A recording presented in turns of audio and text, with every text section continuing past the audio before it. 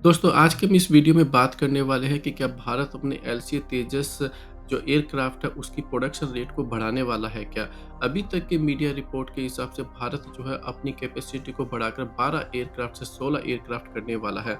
लेकिन हमें लगता है कि भारत हो सकता है कि शायद 16 एयरक्राफ्ट से भी ज़्यादा जो है उसको 25 एयरक्राफ्ट पर ईयर जो है वो लेकर जा सकता है। आइए इसको थोड़ा डिटेल में समझने की कोशिश करते हैं कि देखिए, भारत जो है पहले से ही अपने 40 MK1 एयरक्राफ्ट का प्रोडक्शन कर रहा है और उसके बाद में भारत जो है वो अपने 83 जो तेजस एयरक्राफ्ट है जिसका एयर फोर्स ने ऑर्डर दिया है उसके प्रोडक्शन पे काम करना स्टार्ट कर देगा। और इसके बाद में अभी-अभी नई मीडिया रिपोर्ट के हिसाब से जो हमारे एयर फोर्स चीफ ये कह रहे हैं कि वो और लगभग 97 जो है तेजस MK1A एयरक्राफ्ट का ऑर्डर देने के ऊपर प्लानिंग कर रहे हैं और उसके ऊपर एक प्रपोज़ल तैयार कर रहे हैं। तो इन सारी बातों को देखते हुए समझने की कोशिश करते हैं कि एलसीए जो एयरक्राफ्ट है उसकी प्रोडक्शन रेट क्या हो सकती है। देखिए, हमारी एयर फोर्स ने 83 तेजस का ऑर्डर ऑलरेडी दिया हुआ है और उनकी जो मैन्युफैक्चरिंग है वो 2024 से जो है वो काइंड ऑफ स्टार्ट हो जाएगी। उसकी डिलीवरी जो है वो स्टार्ट हो जानी चाहिए और हमारी अभी जो कैपेसिटी है वो लगभग 12 एयरक्राफ्ट पर ईयर है। इसका मतलब ये हो गया, अगर हमें लगभग 7 साल चाहिए उन 83 एयरक्राफ्ट को प्रोडक्शन करने के लिए। अगर वो 2024 से स्टार्ट होते हैं तो लगभग 2030 या 2031 के आस-पास जो है उनका प्रोडक्शन लगभग खत्म होना चाहिए। और ये वही टाइमलाइन होगी तब जब हमारा तेजस MK2 जो है वो बनकर तैयार होके आ जाएगा और उसका प्रोडक्शन जो है वो स्टार्ट हो जाना चाहिए। लेकिन दोस्तों दूसरी तरफ हमारे एयर फोर्स चीफ ये भी कह रहे हैं कि वो 97 और तेजस MK1A जो एयरक्राफ्ट है उसके ऑर्डर के ऊपर काम कर रहे हैं और बहुत ही जल्दी जो है गवर्नमेंट को प्रपोजल देने वाले हैं।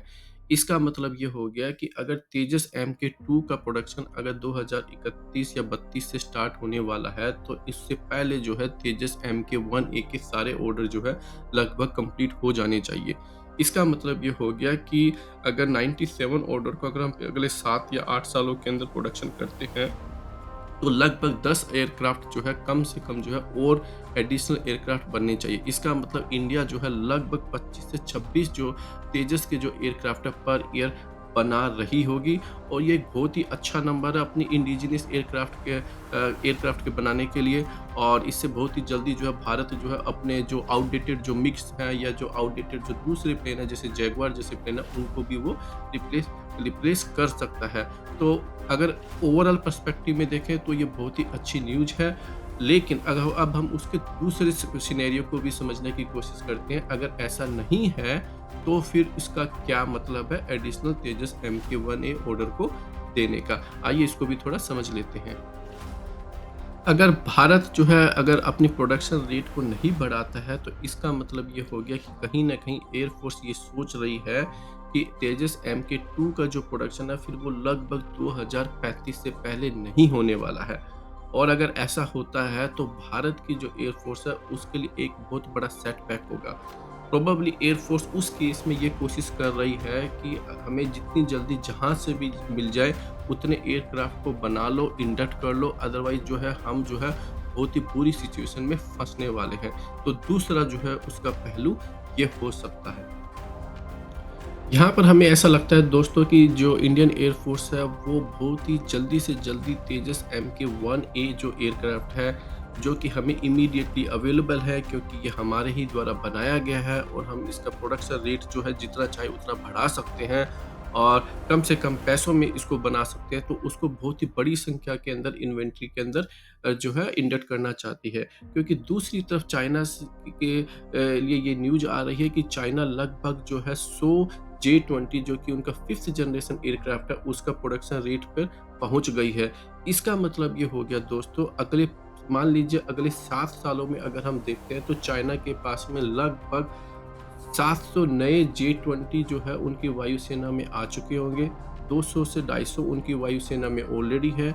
तो इसका मतलब ये हो गया कि हम करीबन जो है 900 साढ़े 900 या 1000 आप मान लीजिए 7 से 8 सालों में चाइना के पास में 5th जनरेशन के एयरक्राफ्ट होंगे और भारत जो है उसके पास में अगर हम 25 एयरक्राफ्ट पर ईयर अगर एलसीए MK1A को मानते हैं तो लगभग हमारे पास जो है 180 से 200 जो है तेजस MK-1A के जो है वो एयरक्राफ्ट होंगे।